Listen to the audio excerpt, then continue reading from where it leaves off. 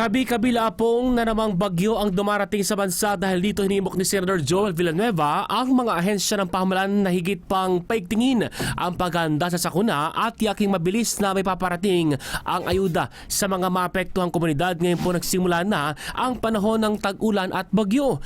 Binigyan din po ng Senador na dahil sa mas madalas at mas matinding epekto ng climate change, mahalagang unahin ang kahandaan, mabilis sa pagtugon at maayos sa koordinasyon ng mga lokal na pamahalaan at iba pang disaster response agencies para maprotektahan ang buhay at kabuhayan ng mga Pilipino.